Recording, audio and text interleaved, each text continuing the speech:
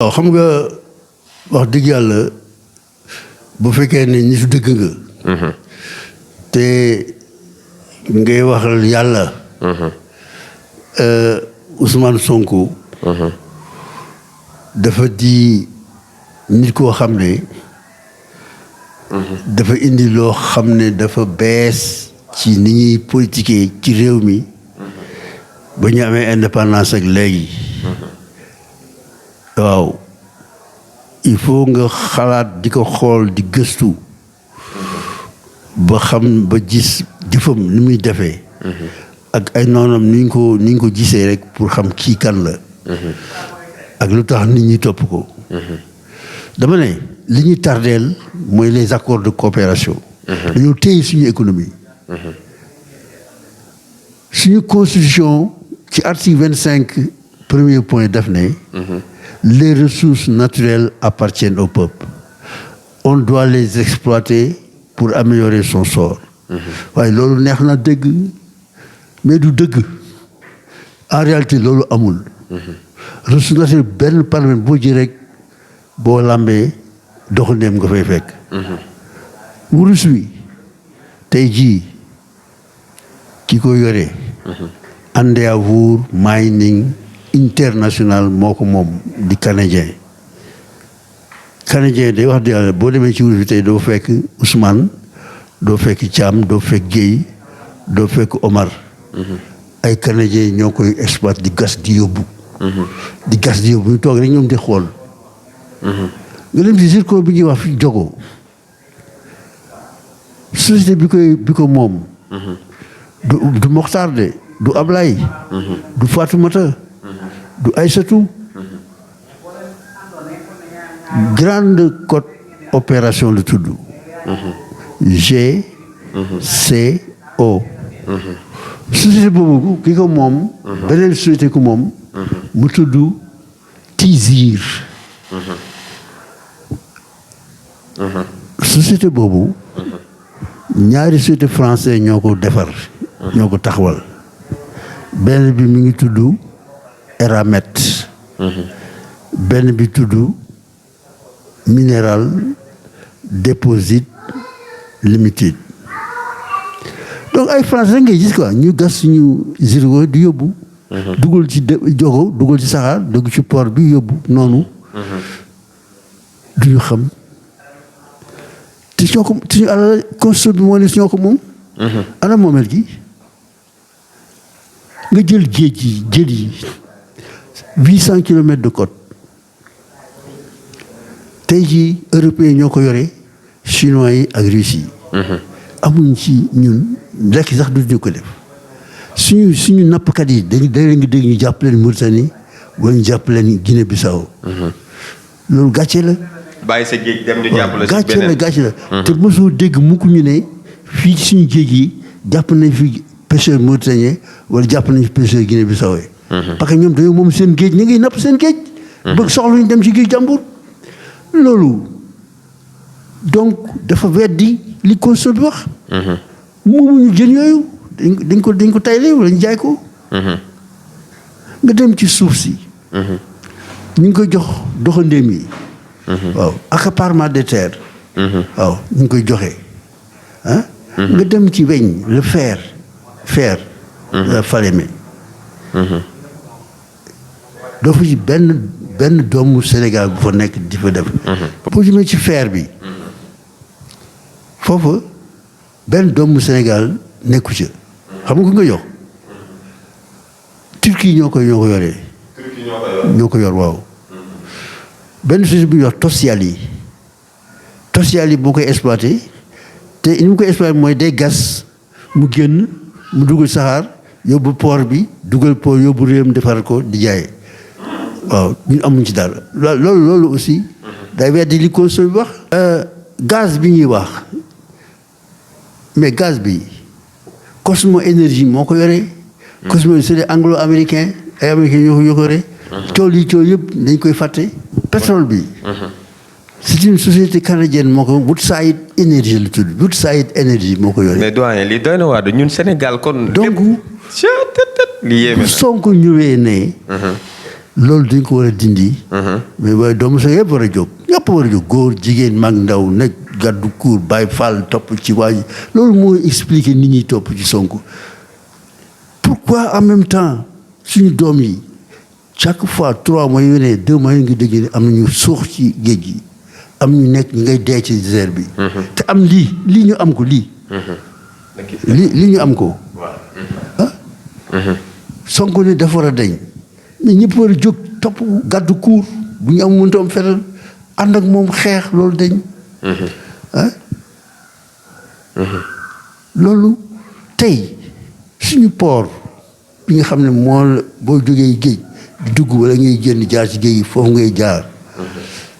Bolloré moo ko am moom di France moo fa ne di doxal ak port ak Dubaï amuñ dafa gis benn kii. nga dem aéroport AIBD international Blaise Diagne ñi koy doxal benn société bu tudd LAS la. L bi mooy Limak turu société bi turc la. A bi mooy AIBD moom bu Sénégal. S bi mooy Summa aussi beneen société turque la donc ñaari société turque ñoo ànd ak ba di gérer suñu port bi te boo demee ci capitale bi Limak am na 33%.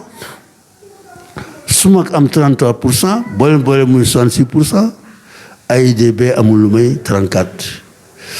tout à fait loolu moo lay wane kii nga dem ci jaww ji internet pour dugg ci biir Orange moo koy gérer Orange français la nga jël suñu tali yi ñuy defar. autoroute à péage Eiffage fa ne te damay wax bu ma fa jaaree fii muy ànd ma ne gis ngeen ñii lii kii moo ëpp lu muy encaissé xaalis ci àdduna. surtout période événement bu amee. bu ñu fekkoon ne dañ ne xaalis dañ ko affecté éducation rek on règle le problème. ba ñu affecté ko la santé. mais non am nañu alal si dañuy gàññ yàlla ma ci ñu dañuy gàññ mais moomuñ ci dara. lépp day génn Sénégal Sonko ñëw nag ne. xool naa ba gis ne. à l'origine du mal. fii suñu métier yëpp jógee.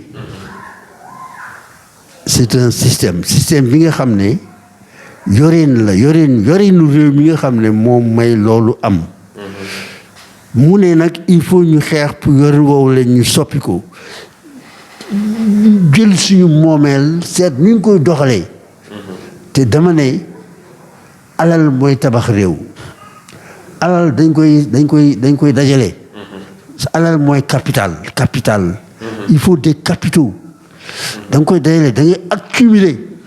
mais ba ngay accumuler de li da nga koy moom.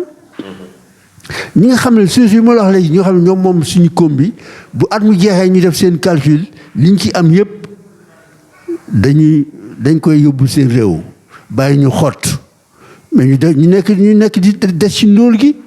loolu la Sonko ne dañu war a jóg ñun xeex ko loolu moo indi patriotisme la patrie waaw dañu war a jox suñu bakkan jox suñu doole jox suñu ñaq jox suñu dund suñu réew pour loolu soppeeku.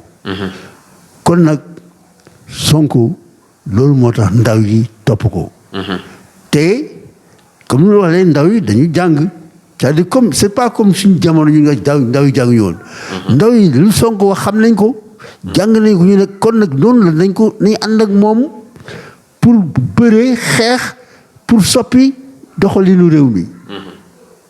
Sonko wax naa ko keroog ne li ko may loolu mooy liggéey bi mu doon liggéey. inspecteur des impôts. inspecteur des impôts nit la koo xam ne day suux ci koom-koom économie rek mooy problème mooy ci lay nekk day xam entreprise yi fi nekk li ñu am ci alal liy dugg lii ñi fay impôt ak ñi ñu fay impôt ni ñuy naxee réew mi yëpp da koo xam man comme ni ma ko xam ko inspecteur yëpp impôt ko xam. waaw kon nag day liggéey ci chiffre moom chiffre lay liggéey day natt moo tax saa su ne communication da ngay dégg mu naan gagnant gagnant. day natt. waaw ku nekk na gagné. te américain yi dañu ne soo bëggee dégg-dëgg wax loolu chiffres yi. si tu veux connaître la vérité fais parler les chiffres mais Sonko il fait parler les chiffres et il fait éclater la vérité en même temps. loolu mooy dooleem. tant que bu njëkk nag suñu politique dañuy làkk rek di dem. dañu daan làkk rek suñu politique di làkk di dem rek il faut faire ceci analyse et cetera nit ñi duñu xam ci loolu dara moom dañ ñëw ne 1 plus 1 égale 2 5 plus 5 égale 10 affaire bi day chiffré chiffres yooyu nag dëgg la ñu indi at mi ñaata lañuy créer ci richesse boobu fu mu dugg ñaata ci dugg ñaata lañ ci sàcc ñu waroon fay impôt ñaata lañu ñi fay impôt ñaata lañu et ça muy chiffré di génne dëgg yi dëgg googu nag day mujj nekk benn fleuve benn dex goo xam ne day ñëw balaye ñi fi nekkoon ñëpp di naxe di fen di njuuj njaaj di sàcc ñoo ñëppay dem. ñooñu nag dañ koy bañ duñ ko bëgg tey duñ ko bëgg ëllëg parce que ces chiffres là yi muy génnee dana weer. mais yow mais selon yow comme li nga fi jot a wax yëpp si côté suñu ressources yeeg suñu mbir yi nga xamante ne ñi ngi koy payer di ko yóbbu tey nii Sonko tey maanaam kon ñi mu gën a déranger mooy occidentaux yi. waaw. comme ñu si mel ni France ainsi de suite. déranger na leen mais tamit homme d'affaires yi nekk Sénégal tamit dafa mel ni Sonko am na ñoo xamante ne Sonko arrangé wu leen. waaw ça dépend ci homme d'affaires yi ngay wax. xam nga homme d'affaires yi nga xam ne dañ fiy nekk te du ñu fay impôt. am na homme du ñu fay impôt du ñu fay dara. ñooñu moom bu Sonko ñëwee day jeex ñàkk fay impôt day jeex. parce que mën nañu wax sax ne suñu budget bi ñu am léegi mën nañu ko multiplier par 3 par 4 parce que am na ñoo xam ne duñu fay am na ñoo xam ne duñu fay dara ci impôt. mais dama lay wax rek ne la Sonko dafa leeral mbir mi. te loolu tax sax muy gêner même ay politiciens. mais ban politicien nga dégg fi mu ne il faut que la France lève son genou de notre cou. Il faut que la France nous foute la paix. Il faut que ça cesse. C'est le seul moo koy wax. te loolu mooy li nekk am na ñoo xam ne wax sax dañuy dugg seen nekk tëju ba waa ji li wax te dañu bëgg a libérer peuple bi. contradiction la. da ngay xam ne peuple bi kii mooy sa noon nga ko ne ko kii mooy sa noon te boo ko daaneelul li nga bëgg du am. loolu lay def moom day politique clarté nag c'est les chiffres dafay calculer li ñuy ñàkk ci wurus bi. di ko ñàkk ci fer bi. di ko ñàkk ci zircon bi. di ko ñàkk ci pétrole bi. di ko ñàkk ci gaz bi. di ñàkk ci exploitation yoon yi. di ko ñàkk ci exploitation port yi aéroport yëpp amuñ ci dara mu ne buñ ko xaymaa nangam la de perte la ñi nga xam ne duñu fay impôt nangam la mu indi ay chiffres teg chiffres yooyu génn dëgg gi dëgg googu ne fàng ñëpp gis ko loolu la nit ñi bañ say loolu lañ bañ sàcc kay loolu lañ bañ. te loolu. mooy doole Sonko. te moo tax xale yi topp ko te xale yi nag ñoo majorité ci réew mi. dernier chiffre yi nga xam ne ay toujours ci chiffre lay dem ANSD en 2019 nee na 52% de la population avait moins de 20 ans. 2021 nee na 69% de la population avait moins de 30 ans. Donc voilà, cette matière première-là dont utilise Sonko, des titres. Les femmes sont majoritaires, mais dont utilise Sonko. Cette majorité-là qui peut gagner tout le temps les élections et qui va continuer de gagner tout le temps les élections, loolu moo tax occidentaux yi tiit moo tax français yi tiit. te ki mu seexal dafa am fit parce que il n'est pas seulement doy rek nga wax li ngay wax da nga am fit. ànd ak moom ne lii man maa ko wax te dama ci taxaw pour mu am te loolu Sonko dafa boole ñaar day wax te am na fit. am na ko mën naa wax amul fit am na xam du ñimul wax sax parce que amul fit mais danaan kii Macron mii mooy suñu noonu waa France ñi exploité fii ñooy suñu noonu ñi yore suñu ressources yi di ko yóbbu ñooy suñu noonu bu ñu ko amoon daañu am nangam. waxuñu sax ne mais c'est le gagnant-gagnant mais na nga téye d'abord sa alal seet nag ni nga ko mën a liggéey ak keneen. waaw loolu aussi da koy wax c'est le gagnant-gagnant c'est-à-dire wax ñu ne génn leen dem seen yoon. non kon moom lu mu yëkkati ay kàddu. waaye nag il faut ñu jëlaat suñu moomeel. téye ko bu pare nag seet nag naka lañ ko jëfanteeg ci fi dëkkul naka lañ ko jëfanteeg te itam.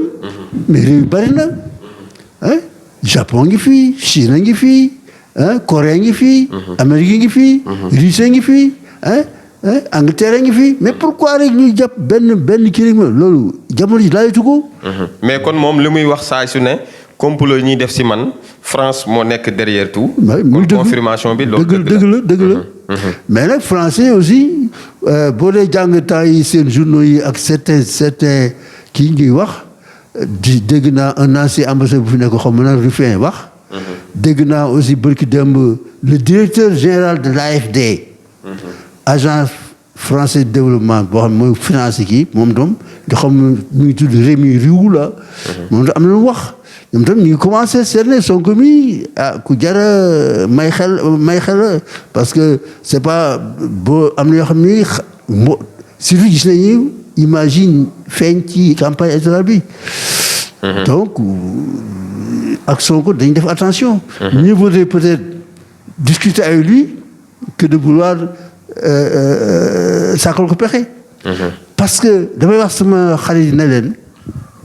Sonko ak Thomas Sankara c'est des patriotes africains c'est pas mais seen jamono moo bokkul c'est-à-dire Thomas Sankara il a déjà fait un coup d'État et commencé à conscientiser à mobiliser son peuple sa jeunesse ndànk et bala muy dem gars yi ne kii bu mu comme ni Modou Dia rek kii bu mu fi yàgg nañ ko liquider. Ils l'ont trouvé en pleine réunion roose ko ay bal ba mu jeex le peuple n'a pas réagi. mais bu ñu xamoon ne le peuple burkinabé bu ñu ko def. Sonko nag c'est le contraire c'est avant le pouvoir qu'il est populaire. Les jeunes sont là organisés les femmes les paysans ñëpp ñu sont derrière Sonko. bala ñu koy sàkkapee daañu ko xalaat lu bari il faut ñu def attention ci loolu. Sonko n'est pas n'importe qui. Actuellement non seulement. C'est le fils du peuple, mais il est garant des intérêts de ceux qui nous exploitent. Les éléments de mars. Donc, il faut attention.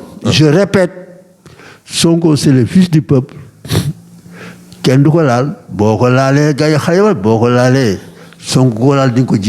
Mais c'est pourquoi il est le garant des intérêts qui sont là, des intérêts étrangers.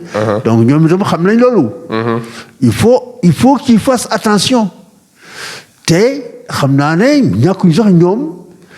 Ils sont plus préoccupés de la sécurité de Sonko que de celle de Macky.